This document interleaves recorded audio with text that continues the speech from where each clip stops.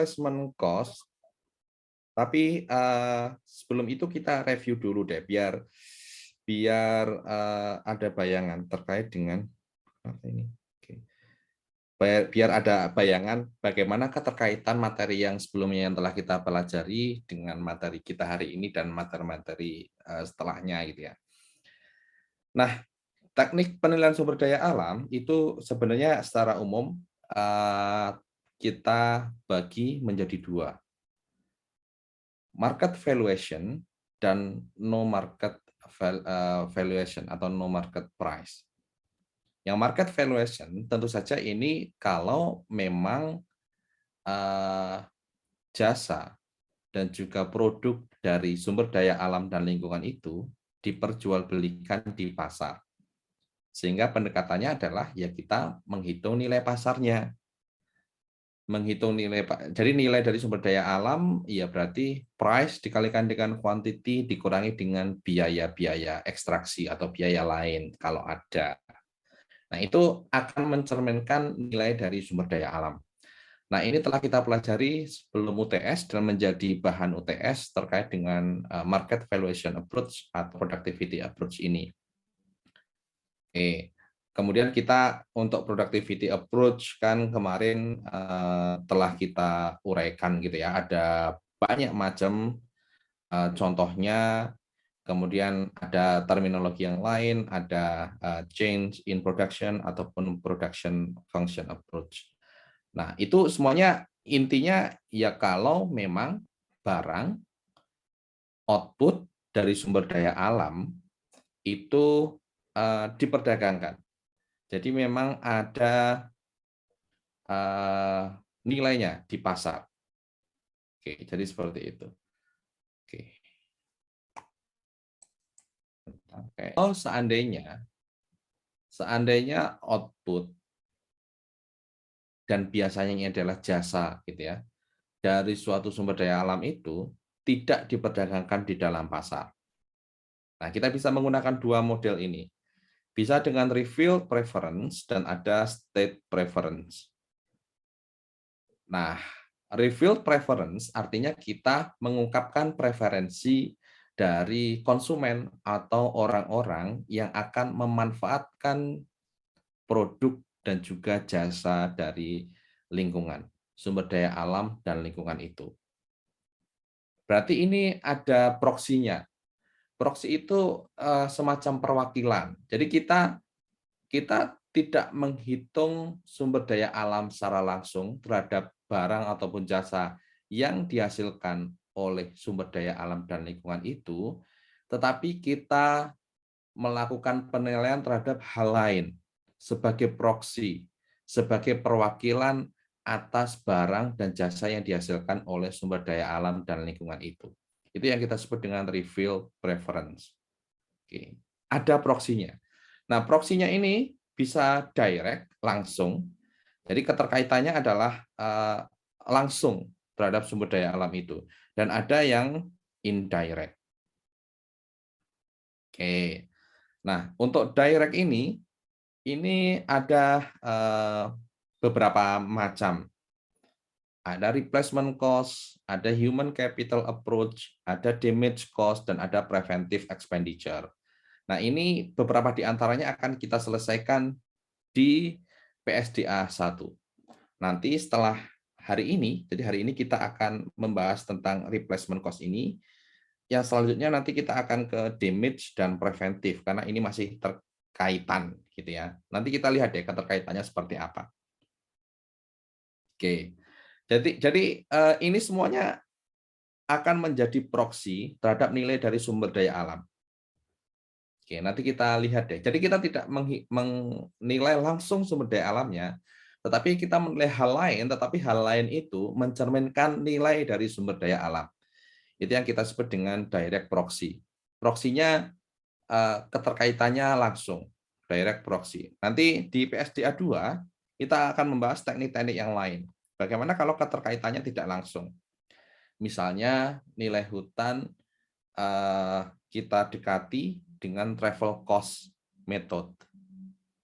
Oke, travel cost method ini akan mencerminkan willingness to pay dari konsumen terhadap layanan hutan berupa pariwisata, gitu ya. Ini keterkaitannya mungkin tidak secara langsung, tetapi juga sebagai proksi atas nilai dari suatu sumber daya alam dan lingkungan. Oke, kemudian kita akan mencari tentang hedonic price dan sebagainya.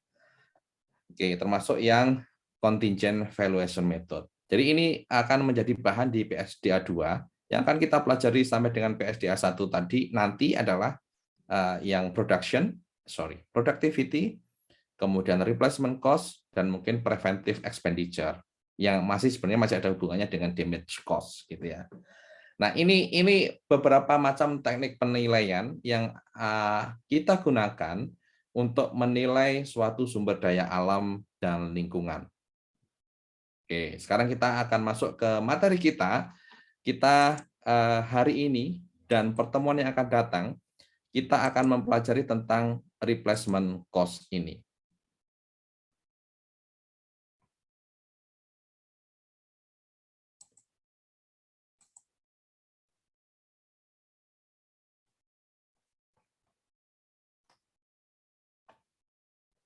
Oke, kita ke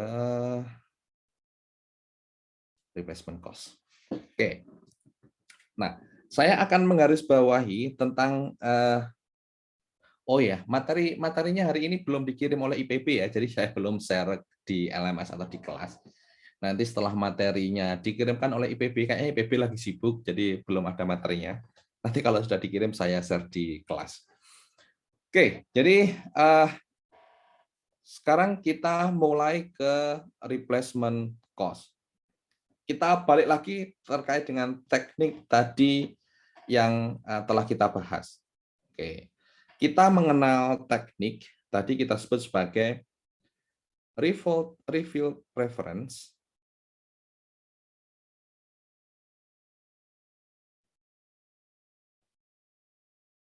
dengan direct proxy.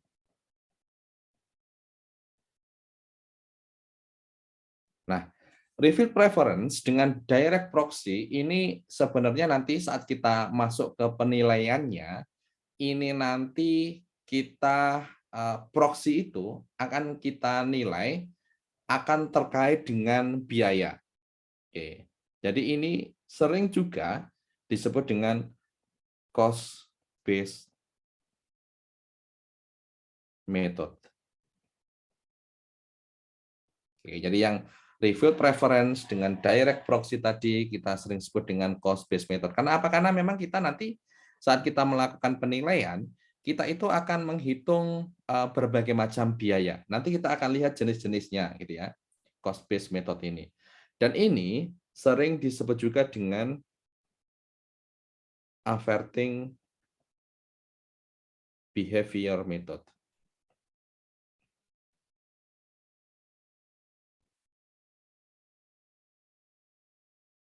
Oke. Nah, cost based method ataupun averting behavior method. Tadi kan saya menyebut ini kita nanti akan fokus ke biaya-biaya yang mungkin akan terkait dengan mungkin suatu sumber daya alam. Oke, tetapi sebagai proxy. Nah, biasanya ini kita lakukan untuk menilai indirect use. Ingat value dari suatu sumber daya alam ada berbagai macam, ada use dan ada non-use. Use sendiri, use value kita bagi menjadi direct dan ada indirect. Indirect use itu lebih ke layanan sumber daya alam atau ekosistem services. Oke, layanan dari ekosistem. Penyedia air, mungkin menjaga kesuburan tanah, sebagai penghasil oksigen atau apapun. Penghasilan oksigen mungkin lebih ke direct use. Mungkin mencegah banjir, mencegah erosi atau apapun itu kita sebut sebagai indirect use. Kalau direct use ada yang sifatnya ekstraktif, ada yang sifatnya non ekstraktif. Kemarin telah kita mempelajari. Nah, cost method ini mostly sebagian besar hampir semuanya itu akan kita gunakan untuk menghitung yang indirect use. Oke, gitu ya. Indirect use sekali lagi fokusnya adalah layanan ekosistem. Oke. Nah, tadi saya menyebut bahwa kalau kita menggunakan cost based method ataupun averting behavior method, ini akan terkait dengan biaya. Dan biaya-biaya ini nanti akan mengacu ke jenis teknik penilaian yang kita gunakan, gitu ya. Oke, misalnya adalah cost apa yang kita pertimbangkan dalam menilai suatu sumber daya alam, misalnya adalah biaya untuk menggantikan jasa lingkungan.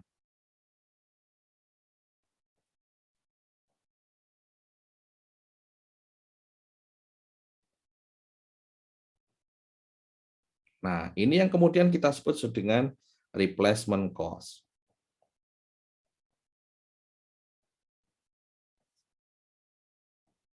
Oke. Sumber daya alam itu akan mempunyai use kegunaan, sekali lagi salah satunya adalah indirect use tadi. Oke. Saat kita menilai indirect use, mungkin kita tidak bisa menilai secara langsung nih, nilainya berapa sih hutan untuk mencegah erosi, nilainya berapa sih bakau saat untuk mencegah abrasi, maka kita nilai dengan biaya untuk menggantikan jasa lingkungan itu. Gitu ya. Mengganti jasa lingkungan artinya apa? Artinya adalah sesuatu yang dibuat oleh manusia, jadi ini sifatnya adalah man-made, yang bisa menggantikan jasa lingkungan itu. Inilah yang kita sebut dengan replacement cost. Biaya untuk menggantikan jasa lingkungan itu. Biaya ini adalah biaya untuk membuat sesuatu yang merupakan buatan manusia. Ini sekali lagi yang kita sebut dengan replacement cost. Contohnya apa? Contohnya adalah tadi yang hutan bisa digunakan untuk misalnya penyedia air deh. Nah, ini kita dekati dengan replacement cost. Penyedia air nilainya berapa? Ya, kita dekati dengan man-made, sesuatu yang dibuat oleh manusia yang mirip dengan jasa yang dihasilkan oleh sumber daya alam tadi. Misalnya apa? Air kemasan. Jadi berapa air yang disediakan oleh hutan itu nilainya mungkin akan sama dengan air kemasan yang disediakan oleh manusia. Biaya untuk menyediakan air kemasan itulah yang kita anggap sebagai nilai dari suatu sumber daya alam. Gitu ya. Nanti kita akan berkutat di situ. Oke, kita lanjutkan ke jenis biaya yang lain yang termasuk cost based method atau averting behavior method. Oke, yang kedua adalah biaya untuk mencegah kerusakan. Ini akan kita pelajari di pertemuan selanjutnya.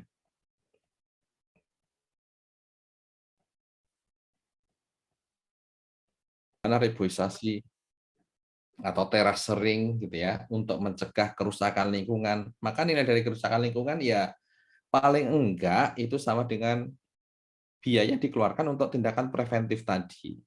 Oke, nanti kita secara detail akan kita pelajari di minggu depan. Kemudian biaya apa lagi yang bisa sebagai proksi, biaya yang bisa kita jadikan proksi atas nilai dari suatu sumber daya alam dan lingkungan, yaitu biaya yang ditimbulkan atas kerusakan.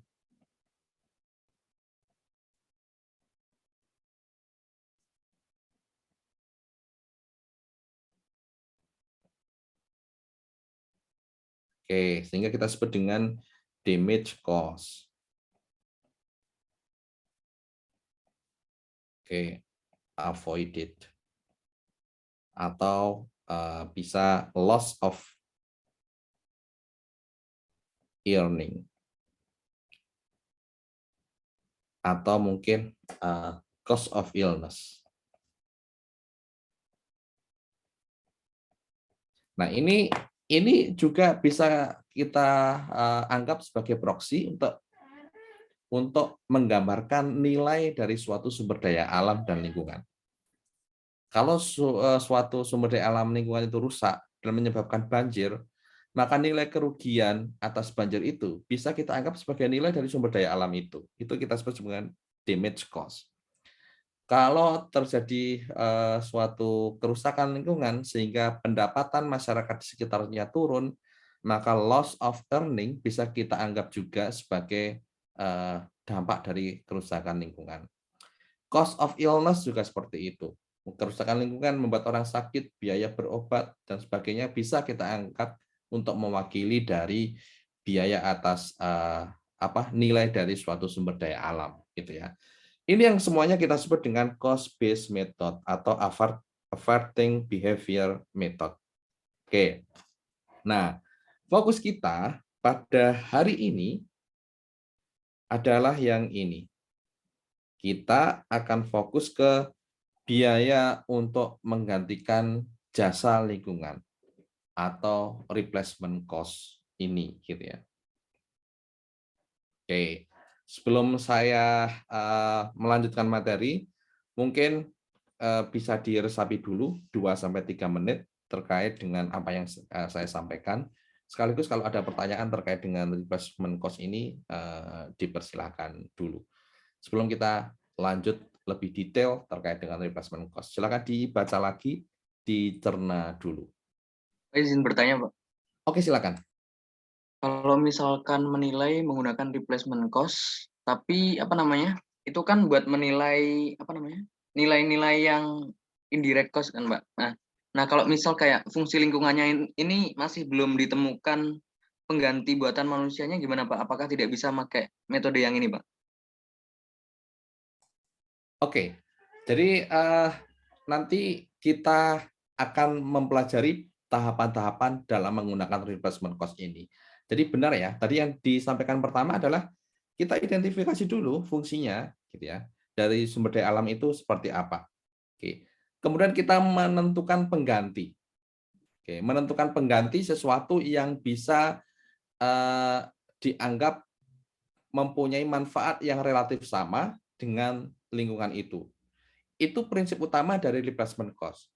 Jadi kalau seandainya belum ada dan mungkin kalau belum ada sesuatu buatan manusia yang bisa menggantikan fungsi, maka yang kita nilai adalah kalau seandainya itu diadakan, itu biayanya berapa, gitu ya.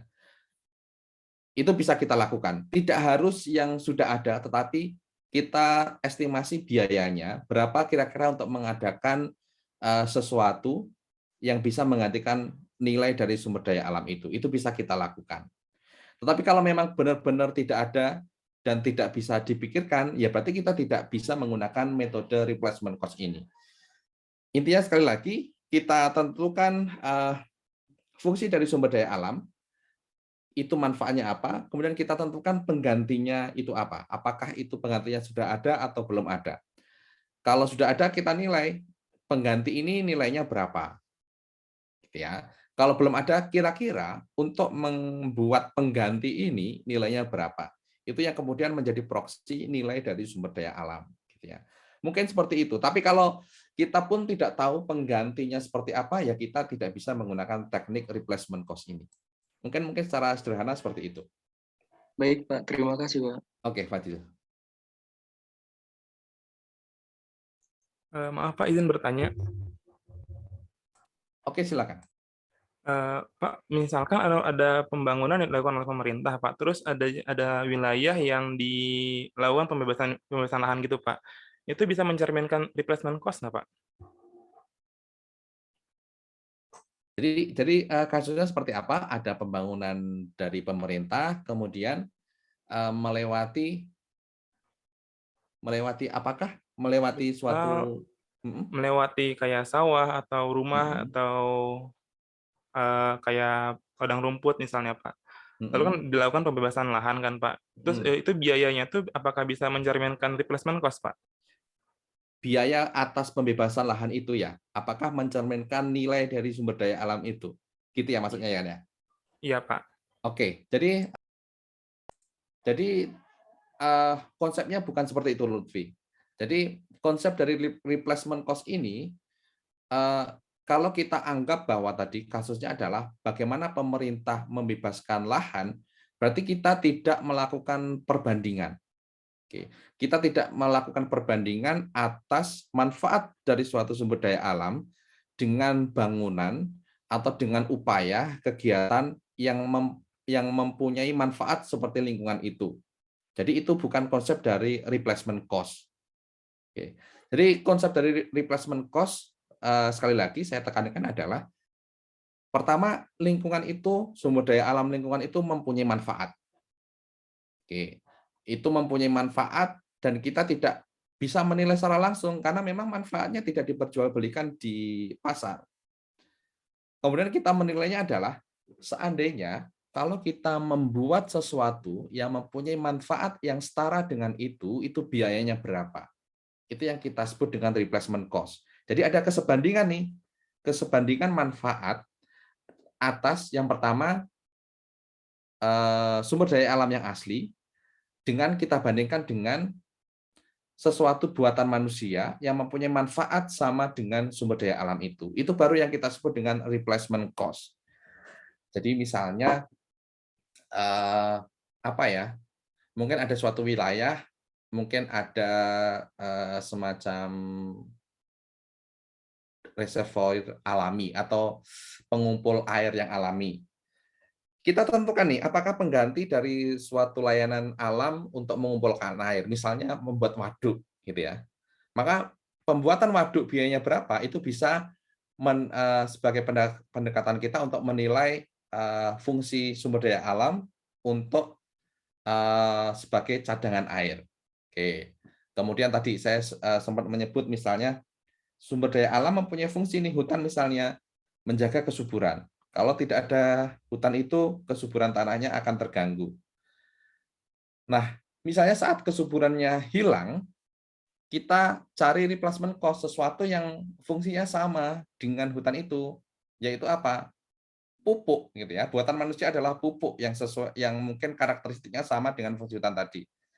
Berapa pupuk yang kita keluarkan terhadap suatu area, suatu lahan agar kesuburannya relatif sama dengan saat adanya hutan. Maka fungsi hutan untuk menjaga kesuburan tanah itu akan sama dengan teknik replacement cost akan sama dengan pupuk yang dikeluarkan untuk memulihkan kesuburan tanah. Oke. Itu replacement cost itu konsepnya seperti itu. Jadi harus ada sumber daya alamnya seperti apa, itu manfaatnya seperti apa, baru kita bandingkan dengan sesuatu yang dibuat oleh manusia dan ini mempunyai fungsi yang sama dengan sumber daya alam itu. Itu yang kita sebut dengan replacement cost.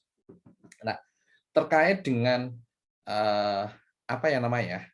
proyek infrastruktur pemerintah itu mungkin lebih cocoknya kalau kalian mungkin sudah mempelajari ekonomi publik, bukan ekonomi publik ya, kalau kita disebutnya apa ya, keuangan publik ya kalau nggak salah ya, itu akan lebih cocok untuk cost and benefit analysis. Oke, jadi untuk cost and benefit analysis ini, pembebasan tanah itu sebagai cost gitu ya. Tetapi selain cost itu juga ada kerusakan dari tanah ataupun sumber daya alam akibat dari proyek pemerintah. Itu cost yang lain. Akumulasinya menjadi cost gitu ya. Baru kita bandingkan dengan benefit dari pekerjaan infrastruktur pemerintah itu. Benefitnya macam-macam, dari perkembangan ekonomi, dari kenaikan pendapatan penduduk di area itu, dari lancarnya transportasi dan yang lain-lain gitu ya. Itu lebih ke cost and benefit analysis, tetapi bukan konsep replacement cost yang saat ini kita bahas. Bukan seperti itu, Lutfi. Semoga menjawab ya. Baik, terima kasih, Pak. Oke, sip. Oke. Ada lagi kah? Oke. Kalau enggak kita lanjut lagi. Masih terkait dengan replacement cost ini. Kita sekarang akan mendetailkan replacement cost ini.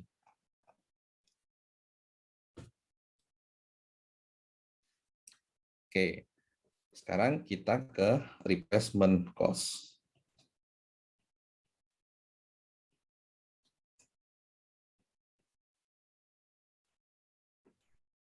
Jadi ini mungkin bisa kita anggap sebagai biaya atau pengeluaran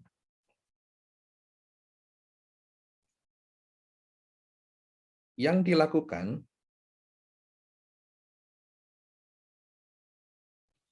untuk menggantikan jasa lingkungan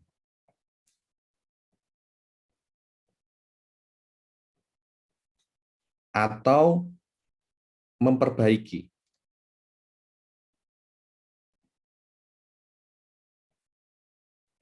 hingga mencapai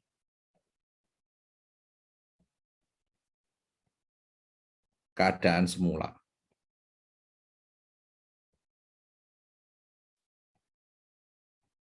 Oke, ini replacement cost mungkin secara umum gambarannya seperti ini. Oke, jadi ini adalah biaya atau pengeluaran yang dilakukan untuk menggantikan jasa lingkungan atau memperbaiki hingga mencapai atau mendekati semula. Oke, jadi ini mungkin konsepnya ada apa ya? Seperti ini.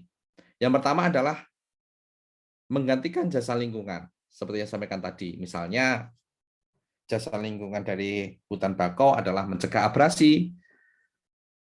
Bagaimana penggantinya mungkin akan dibuat suatu bangunan pemecah ombak misalnya. Oke, mungkin wave breaker atau apapun yang mungkin fungsinya sama seperti bakau. Oke, jadi ini sifatnya adalah menggantikan jasa. Berapa biaya yang kita keluarkan untuk membangun pemecah ombak itu, ya itulah nilai dari bakau yang kita gunakan untuk mencegah abrasi pantai. Oke, replacement cost di sini. Atau ini adalah biaya untuk memperbaiki hingga mencapai atau mendekati keadaan semula, seperti yang tadi. Misalnya adalah karena kerusakan hutan, deforestasi, hutan kehilangan fungsi untuk menyuburkan tanah.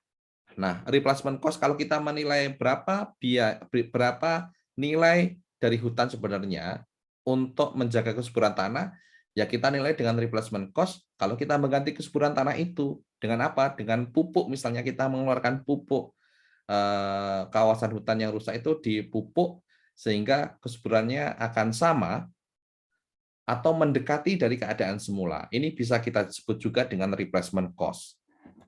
Gitu ya. Jadi intinya seperti itu. Intinya kita membandingkan tadi sumber daya alam yang asli, dia jasanya seperti apa, dengan sesuatu buatan manusia. Dan yang kita nilai adalah sesuatu yang buatan manusia ini sebagai proksi dari sumber daya alam itu. Ini yang kita sebut dengan replacement cost. Jadi mungkin kalau kita apa ya? Kalau kita sederhanakan ini sebenarnya adalah replacement cost ini ya intinya adalah ya kita mengganti ekosistem services, ekosistem services dengan sesuatu buatan manusia, gitu ya, man-made, bisa bentuk barang ataupun jasa, gitu ya. Jadi kita menggantikan ekosistem services yang disediakan oleh sumber daya alam dengan sesuatu buatan manusia. Dan sesuatu buatan manusia ini sebagai proksi, gitu ya. Proksi untuk menilai ekosistem services tadi. Makanya kita sebut dengan revealed preference dengan direct proxy. Ya, ini yang termasuk tadi salah satu contohnya adalah replacement cost yang saat ini sedang kita bahas. Oke, nah jadi seperti itu definisi atau pengertian dari replacement cost.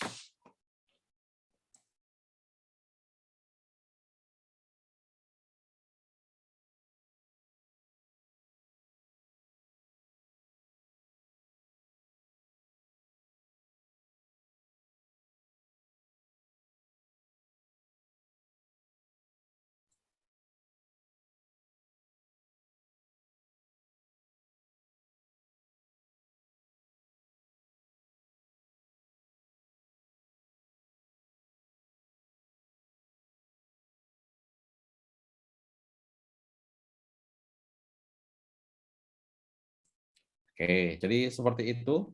Semoga definisinya clear lah. Nah, dalam kita menggunakan teknik ini, itu ada kelebihan, ada plus, dan ada minusnya. Oke, ada plus dan ada minusnya. Nah, kelebihannya, oke, replacement cost ini, kelebihannya,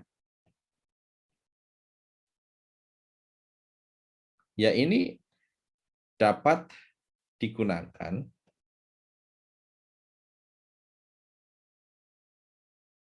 untuk sesuatu yang memiliki non-market,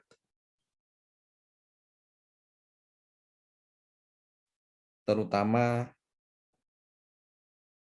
indirect use. Oke. Pada pertemuan sebelumnya, maksud saya pertemuan sebelum UTS, kita membahas bahwa market value method, dengan market method, dengan productivity, dengan productivity approach,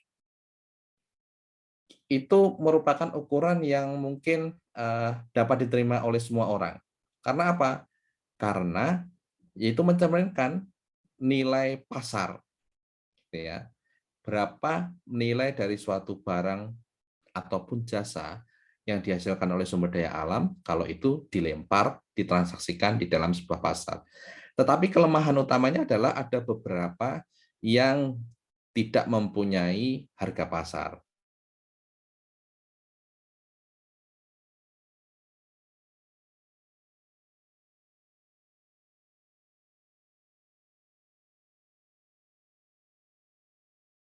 Nah, ini yang kelemahan dari metode yang mempunyai non-market, tidak mempunyai harga pasar.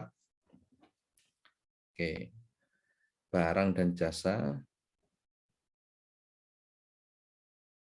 dari sumber daya alam yang tidak mempunyai harga pasar. Nah, ini terutama sekali lagi ini dilakukan untuk indirect use, gitu ya. Itu kelebihan utamanya, gitu ya. Nah, kelemahannya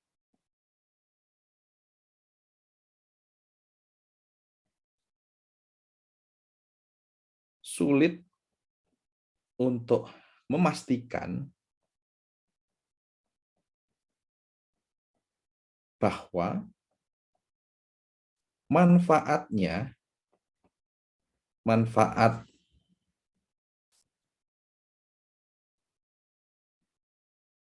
antara sumber daya alam dan lingkungan dengan man-made tadi itu sama.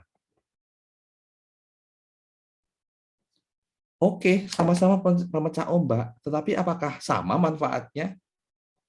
Apakah benar-benar sama? Itu yang sulit untuk kita tentukan. Oke, sama-sama memberikan kesuburan pada tanah, baik itu hutan ataupun pupuk. Tetapi apakah tingkat kesuburannya sama, di level mana kita anggap sama, itu yang mungkin sulit untuk kita lakukan. Ya kita hanya bisa memprediksi sama gitu ya. Kira-kira kesuburan tanah yang sama, mungkin ini bukan ranah kita gitu ya. Mungkin biologis atau apapun gitu ya, ilmuwan atau apapun yang bisa mengatakan itu. Tetapi yang benar-benar sama, ini yang mungkin antara satu orang dengan orang lain itu akan berbeda. Oke, itu mungkin kekurangan dari replacement cost ini. Sehingga hasilnya apa? Ya bisa over, bisa under. Gitu ya. Oke, oke. Jadi mungkin sebagai penilai kita ya hanya mengira-ngira aja kalau itu manfaatnya itu hampir sama atau sama antara sesuatu yang dibuat oleh manusia tadi, man-made tadi, dengan layanan alamiah dari sumber daya alam. Oke. Itu mungkin kelemahan utama dari teknik replacement cost ini. Oke. Nah, tahapannya gimana? Ini yang tadi sempat saya singgung. Tahapan replacement cost method tadi. Yang pertama adalah ya kita identifikasi.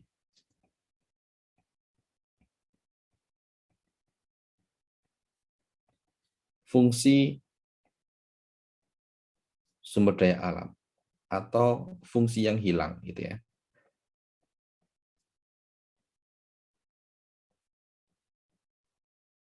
Oke. Yang kedua, kita menentukan pengganti nih. Kita menentukan penggantinya.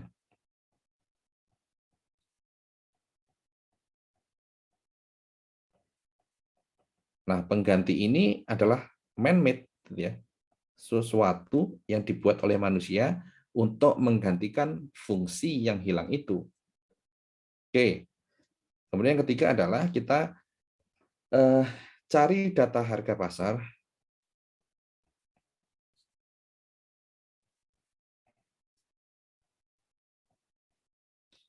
untuk komponen pengganti.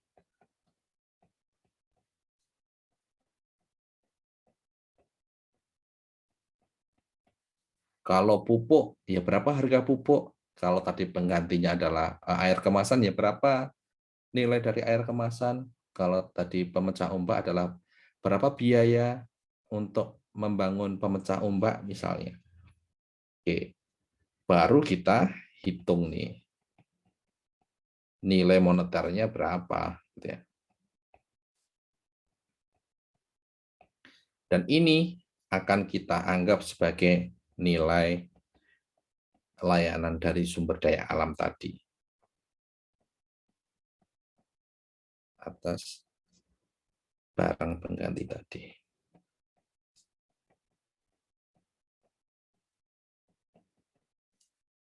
Oke, jadi seperti ini tahapan saat kita menggunakan replacement cost method. Oke, kita identifikasikan dulu fungsi sumber daya alam itu seperti apa, atau sumber daya alam yang hilang manfaatnya tadi seperti apa. Kemudian kita cari penggantinya apa. Kalau sudah ada ya kita tentukan penggantinya itu. Kalau belum ada ya kira-kira nanti pengganti yang bisa menggantikan itu seperti apa. Oke, man-made-nya itu seperti apa.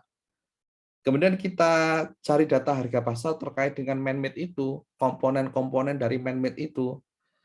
Nah, ini semua biaya ya, dari bahan, mungkin kalau ada biaya transportasi, mungkin ada biaya pekerja atau apapun. Pokoknya intinya sampai barang itu menghasilkan manfaat, itu total biayanya berapa. Dan kita hitung nilainya. Nah, nilai dari keseluruhan biaya tadi, itulah nilai dari layanan sumber daya alam yang kita nilai dengan metode replacement cost ini. Gitu ya. Jadi, gambarannya seperti itu. Oke, jadi tahapan-tahapannya seperti ini. Oke, terus saya memberi kesempatan kalian untuk mencerna dulu deh terkait dengan hal ini. Nanti kita lanjutkan. Sambil kalau ada pertanyaan,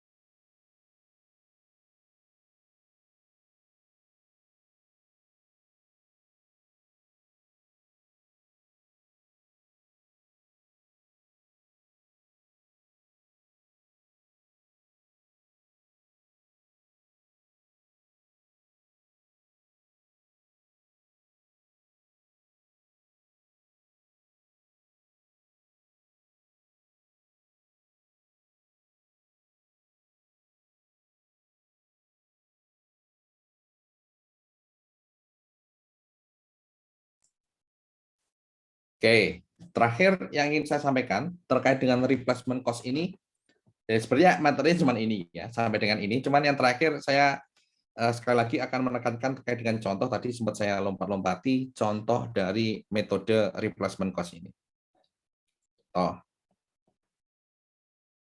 oke, yang pertama, hutan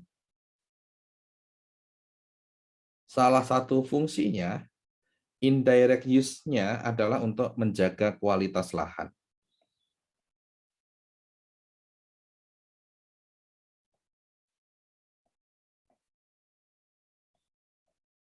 Oke, contohnya apa? Contohnya adalah kesuburan.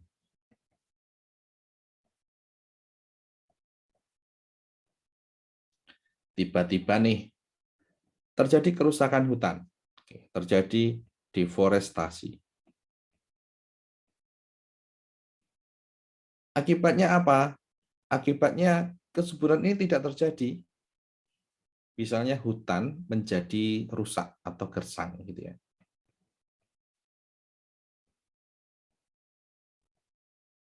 Nah, untuk mengembalikan kesuburan tadi, untuk mengembalikan lahan yang gersang, lahan yang rusak tadi, dilakukanlah pemupukan.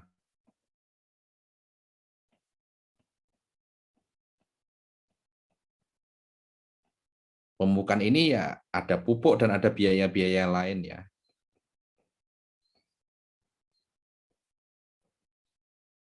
Untuk ke lahan yang gersang ini, sehingga fungsinya kembali ke sini. Nah, biaya yang kita keluarkan untuk pemupukan ini, inilah yang kita anggap sebagai nilai dari hutan, nilai dari fungsi hutan untuk menjaga kualitas lahan. Gitu ya. Replacement cost. Kita bandingkan layanan alamiahnya dengan sesuatu buatan manusia yang kita anggap memberikan manfaat yang sama atau relatif sama. Oke, contohnya seperti itu. Kemudian contoh yang lain lagi.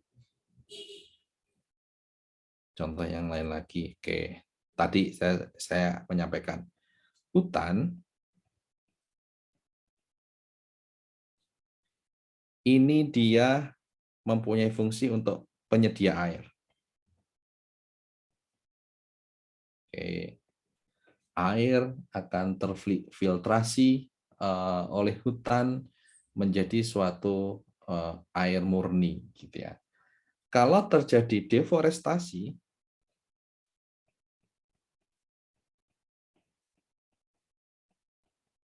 ini mungkin menyebabkan air yang tadi, air bersih yang disediakan oleh hutan tadi mungkin hilang. Oke, makanya berapa nilai yang hilang ini sekaligus berapa nilai dari manfaat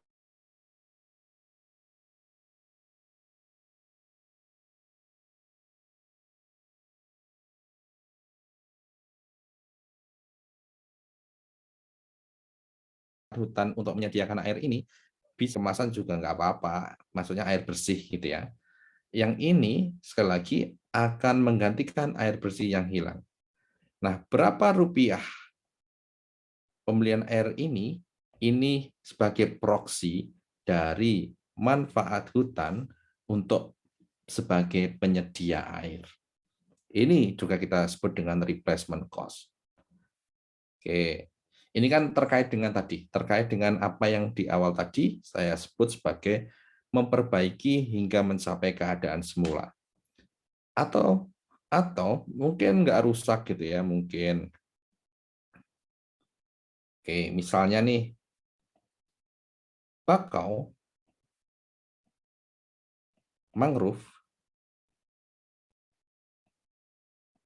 dia mempunyai fungsi untuk penahan abrasi pantai.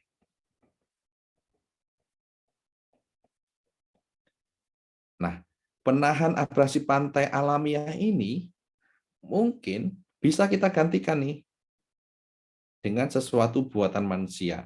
Oke, breakwater yang merupakan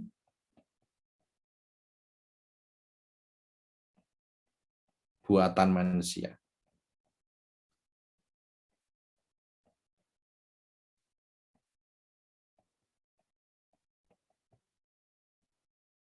Oke. Nah, bagaimana kita menilai dari fungsi mangrove sebagai penahan abrasi ini? Ya kita nilai berapa biaya yang kita keluarkan untuk breakwater ini. Misal, untuk penghitungan ya, realnya gitu ya. Misal, biaya untuk membangun breakwater ini adalah biaya per meternya. Jadi ini anggap aja ini ada pantai, di sini ada hutan bakau, gitu ya, bakau. Oke, jadi air lautnya sudah ditahan oleh bakau, sehingga area sepanjang ini, misalnya 600 meter ini akan terlindungi oleh hutan bakau. Nah, hutan bakau ini bisa digantikan oleh breakwater misalnya. Nah, biayanya misalnya adalah 22 juta misalnya per meternya.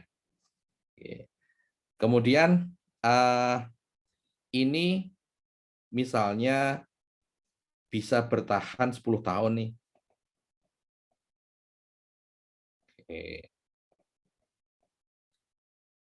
Nah, karena ini untuk 600 meter, berarti total biayanya ya 22 juta dikalikan dengan 600 meter. Oke. 13,2 miliar. Itu untuk 10 tahun. Jadi per tahunnya ini adalah 1,32 miliar. Nah, inilah nilai per tahun Rp 1,32 miliar per tahun. Inilah yang kita anggap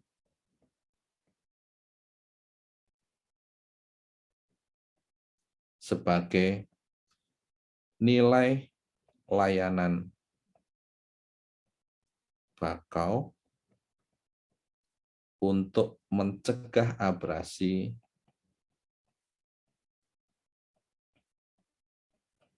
tiap tahunnya. Jadi tiap tahun anggapannya nilai dari bakau itu untuk mencegah abrasi aja itu adalah 1,32 M. Jadi ini sebagai gambaran ya. Ini sebenarnya hanya nilai bakau untuk mencegah abrasi. Jadi kalau kita balik lagi ke pertemuan pertama kita, ini ya. Total economic value kan ada bermacam-macam nih. Mungkin bakau bisa menghasilkan kayu, bisa menghasilkan ikan atau apapun yang kemarin kita nilai dengan produktivitas. Tetapi juga ada non-extractive mungkin juga memberikan indirect use untuk mencegah abrasi. Ini juga termasuk salah satu nilainya gitu ya. Hanya sebagian dari nilai bakau terkait dengan fungsi itu. Kalau secara keseluruhan ya kita akumulasikan semua value tadi, dari ekstraktif yang dihasilkan apa, non ekstraktif, rekreasi dan sebagainya, misalnya rekreasi dengan menggunakan nanti travel cost yang akan kita pelajari di PWSDA 2. Indirect use bisa untuk mencegah abrasi, salah satunya dengan pendekatan replacement cost. Mungkin ada option value, mungkin ada bequest, altruist, existence dan sebagainya, kita akumulasikan, itulah nilai ekonomi dari bakau, total economic value dari mangrove. Oke, jadi yang kita pelajari ini hanya sebagian, yaitu yang indirect use dari mangrove. Contohnya, termasuk hutan tadi. Saat saya ngomong hutan tadi ya hanya sebagian, kan fungsi hutan juga banyak selain itu. Dari productivity kan kemarin yang telah kita kerjakan di UTS. Menghasilkan oksigen, menghasilkan kayu, menghasilkan bermacam-macam lah gitu ya, hasil hutan, getah atau apapun ya. dan fungsi-fungsi lain, termasuk fungsi layanan ekosistem bisa kita dekati dengan hal ini, dengan replacement cost ini, gitu ya. Oke, jadi seperti itu gambaran terkait dengan replacement cost. Sekali lagi intinya kita menggantikan layanan alamiah dari suatu sumber daya alam dengan buatan manusia. Dan berapa nilai dari buatan manusia itulah yang merupakan proksi dari nilai layanan sumber daya alam tertentu. Oke. Intinya seperti itu, apa yang kita pelajari pada hari ini. Oke, ini sudah jam 12.46, kita break 15 menit, nanti selesai itu kita latihan soal ya. Kita kembali jam 12. Baik, Pak. Oke, sip.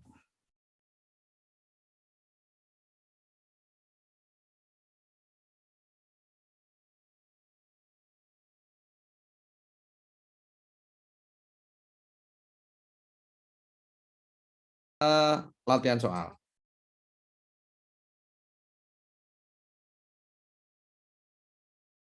Nih. Bentar. Kok nggak ada? Bentar ya, soalnya hilang.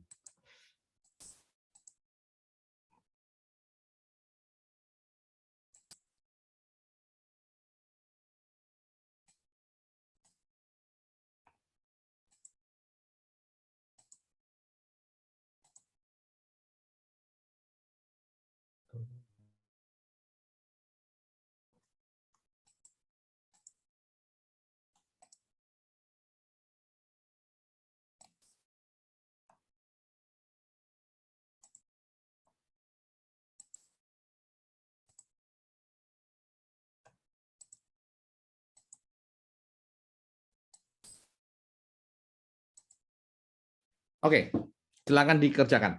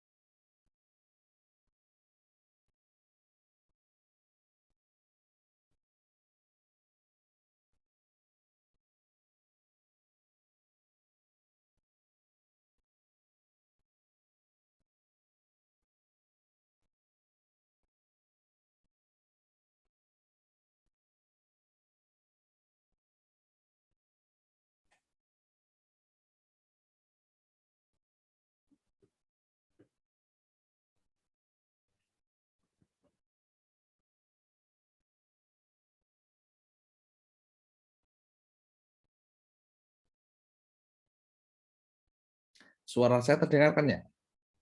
Terdengar, Pak. Oke, jadi untuk soal yang ini, jadi kita menganalisis fungsi dari suatu sumber daya alam dan lingkungan berupa hutan mangrove. Nah, salah satu fungsi dari hutan mangrove ini ternyata bisa menjadi tempat pengasuhan ikan, tempat perkembangbiakan ikan. Oke, lokasinya di Indramayu. Nah, kita saat menilai berapa fungsi dari mangrove sebagai tempat pengasuhan ikan ini, kita menggunakan replacement cost dengan sesuatu buatan manusia yang menyerupai fungsi dari tempat pembiakan ikan ini, yaitu kolam. Oke, kolam nursery ground. Oke. Nah, untuk membuat kolam ini diperlukan biaya 4.000 per meter persegi. 4.000 meter persegi ini. Oke. Nah, kolam ini bisa bertahan untuk 5 tahun. Jadi kolam yang dibuat ini bisa bertahan untuk 5 tahun. Nah, luas hutan mangrove sendiri adalah 73,88 hektar. Nah, pertanyaannya adalah yang pertama, berapa nilai investasi untuk membuat kolam itu? Kolam sebesar 73,88 hektar itu berapa? Nah, kemudian berapa nilai ekonomi dari hutan mangrove per tahunnya? Ya, itu pertanyaannya ada 2. Oke, yang berapa nilai investasi untuk pembuatan tambak ikan? Jawabannya berapa? Ada yang sudah selesai menjawab?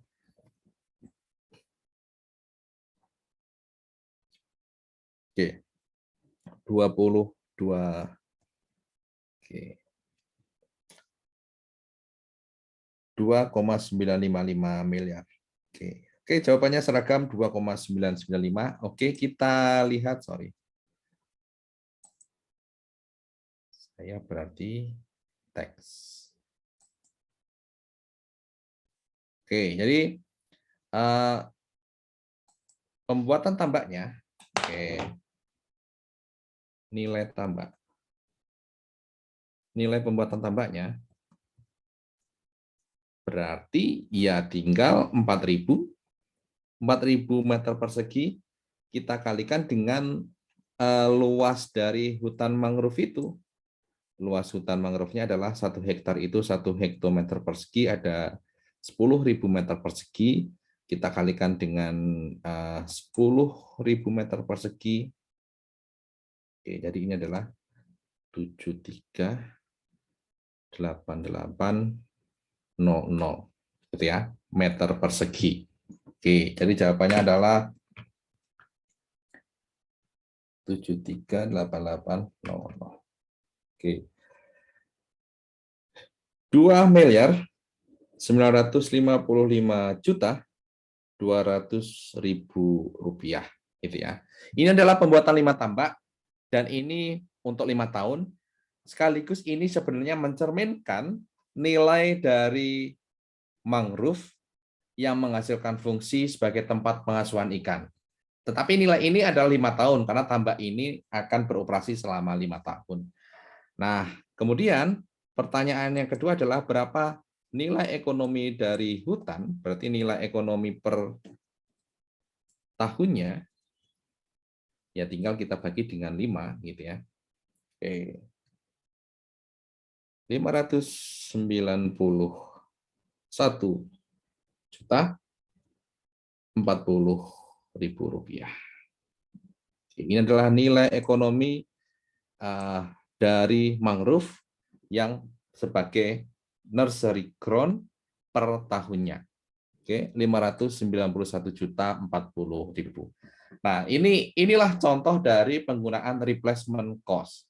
Oke, kita melakukan proxy suatu fungsi dari sumber daya alam berupa buatan manusia yang menghasilkan fungsi atau manfaat yang mirip, yang sama, atau menyerupai dari fungsi sumber daya alam itu. Itu yang kita sebut dengan replacement cost. Oke, contohnya yang ini, mangrove salah satu fungsinya adalah untuk sebagai tempat pengasuhan ikan. Oke. Nah, apa barang buatan manusia yang mempunyai fungsi seperti ini? Ya, misalnya kolam, gitu ya. Oke, kolam. Nah, untuk membuat kolam itu biayanya adalah 4.000 per meter persegi, padahal luas dari mangrove adalah 73,88 hektar. Berarti kita seolah-olah membuat kolam seluas itu. Berapa biaya yang kita keluarkan untuk membuat kolam seluas itu, itulah nilai dari mangrove. Nah, tinggal kita sesuaikan. Kalau tadi kolam tadi akan berfungsi selama 5 tahun, berarti per tahunnya ya tinggal kita bagi 5. Itu menjadi nilai ekonomi dari hutan mangrove yang mempunyai fungsi sebagai tempat pengajuan ikan per tahunnya. 591.040.000 rupiah. Oke, clear ya soal nomor 1 ini? Iya, Pak. Tip. Soal selanjutnya. Oke.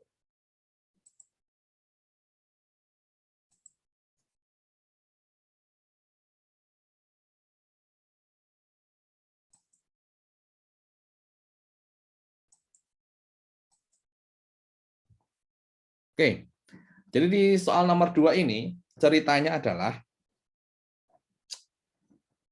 ini sebenarnya kasus di negara lain gitu ya, yang saya browsing ada artikel.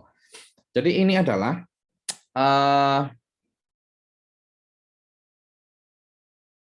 di sebuah kota itu terjadi perkembangan kota, oke, urban sprawl lah. Akibatnya lahan pertanian karena lahan kota terbatas, pemerintah berencana memindahkan lahan perkotaan nih, akan digeser ke arah perbukitan. Namun saat digeser ke arah perbukitan akan mengganggu fungsi dari perbukitan dan terjadi masalah erosi. Nah, jika erosi ini terjadi, maka akan timbul biaya-biaya seperti ini. Oke. Biaya untuk mengembalikan tanah, biaya pemupukan untuk mengembalikan kesuburan, biaya perawatan, biaya kerusakan dan berkurangnya produksi, biaya penggantian air, dan sebagainya. Ini adalah biaya-biaya akibat erosi. Atau bisa dianggap ini adalah manfaat dari sumber daya alam untuk mencegah erosi. Kalau sumber daya alamnya rusak, maka akan terjadi erosi ini. Rusak karena adanya pertanian di atas perbukitan itu. Nah, yang pertama adalah tentukan total biaya per tahun per hektar akibat erosi ini. Oke. Kemudian, nah erosi ini dianggap akan berlangsung selama 15 tahun. Oke, jadi kalau terjadi kerusakan selama 15 tahun, biaya-biaya ini akan terus muncul selama 15 tahun. Per tahunnya tetap muncul biaya ini. Asumsinya tidak ada kenaikan biaya per tahun. Nah, dengan diskon rate 10%, hitunglah present value dari biaya-biaya ini. Kalau biaya-biaya ini muncul selama 15 tahun. Oke. Kemudian yang ketiga, ini kan baru perkiraan nih, akan timbul seperti ini. Kemudian di pemerintah kota itu muncul suatu proposal dari swasta. Dia bisa mencegah terjadinya erosi. Jadi walaupun pertanian digeser ke perbukitan, tetapi erosi tidak terjadi dengan proyek yang dijalankan oleh pihak swasta ini, dengan membuat suatu proyek lah, gitu ya, sehingga bisa erosi ini bisa tidak terjadi. Oke, nah proyek ini akan berlangsung selama 15 tahun dan proposal yang diajukan adalah biayanya adalah 15 juta per hektar. Nah, pertanyaannya adalah apakah pemerintah kota akan menerima proyek ini atau tidak? Oke. Silakan dikerjakan, dicermati soalnya dan dikerjakan. Nanti kita bahas juga.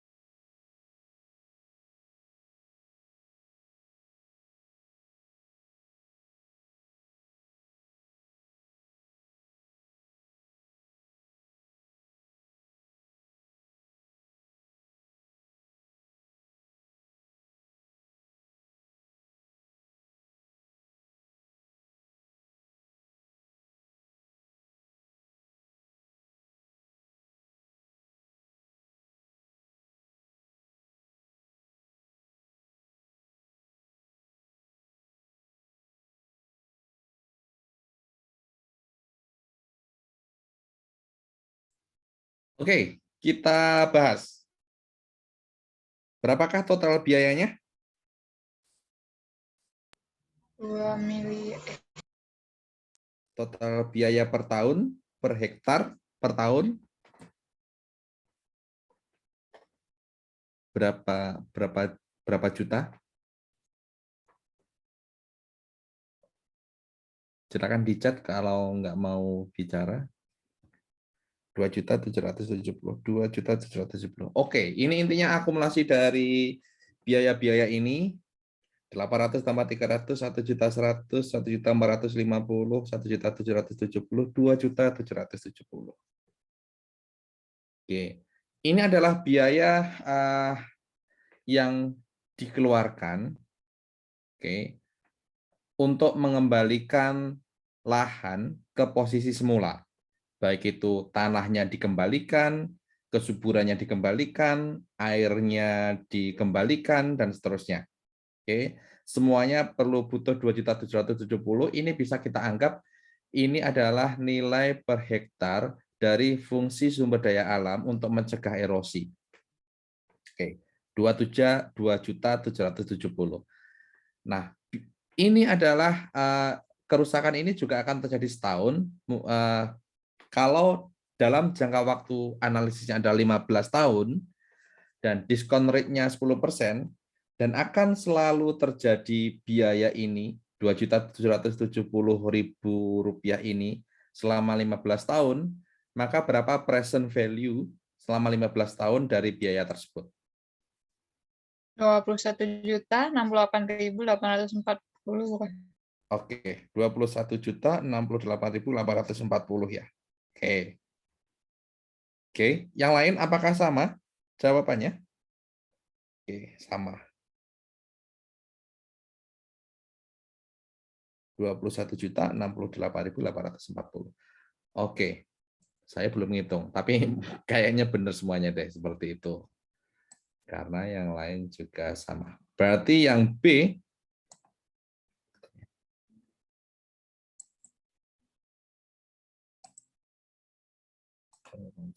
oke, yang B ini adalah ya 2,77 juta tadi dikalikan suatu analisis dalam suatu anuitas dengan tingkat bunga 10% selama 15 tahun.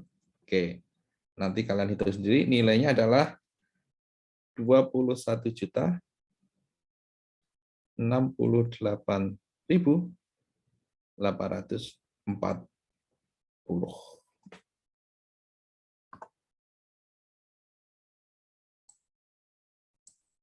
Ini adalah present value atas semua kerusakan yang terjadi selama 15 tahun. Nah, pertanyaannya, yang C, kalau ada proposal yang mengajukan proyek, oke, kerusakan itu tidak akan terjadi, saya akan membangun suatu proyek, entah itu terasering, entah itu apapun, gitu ya, penangkal erosi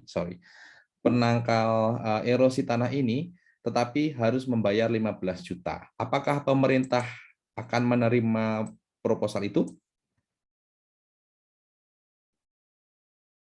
Menerima atau enggak? Menerima, iya. Ya, karena dengan hanya membayar 15 juta. Padahal kalau tidak, maka perlu mengeluarkan biaya sebesar 21 juta per hektar tadi. Kalau proyeknya hanya seharga 15 juta, berarti iya. Oke. Dengan asumsi 10% tadi, iya, diterima. Gitu ya. Oke, itu adalah beberapa contoh penggunaan replacement cost. Minggu depan kita akan kasih contoh-contoh yang lain lebih mendetail terkait dengan replacement cost kasus-kasus yang lain. Tapi prinsipnya ya seperti ini, gitu ya. Oke, ada pertanyaan sampai dengan sekarang terkait dengan replacement cost? Oke, masih ada waktu 20 menit, 25 menit. Saya kasih tugas untuk belajar mandiri aja. Silakan dibaca-baca lagi aja materi kita pada hari ini. Saya rasa cukup sekian aja pertemuan kita pada hari ini, materi dari saya. Selanjutnya silakan belajar mandiri. Oke, nggak ada pertanyaan? Kalau nggak ada pertanyaan, kelas saya tutup ya. Kelas saya tutup. Sampai ketemu lagi minggu depan. kita masih akan membahas tentang replacement cost. Oke. Pak, izin Oke, itu silakan, Pak, Aziris. catatan Pak. Oke, catatan sudah ada di grup. Oke Sudah Pak, ada ya? makasih Pak. Apa saya lupa ya? Udah ada kan ya? Sudah, Pak. Oke, termasuk nanti yang ini belum Aziris. Nanti saya kirim di grup yang ini ya, yang apa soal tadi. Oke Pak, makasih Pak. Oke, sip. Kalau ada pertanyaan, kelas saya tutup. Selamat siang semuanya. Assalamualaikum warahmatullahi wabarakatuh. Salam sejahtera bagi kita semuanya. Terima kasih, Pak. Terima kasih, Oke. Pak. Terima kasih, Pak. Oke. Terima kasih, Pak. Sama-sama.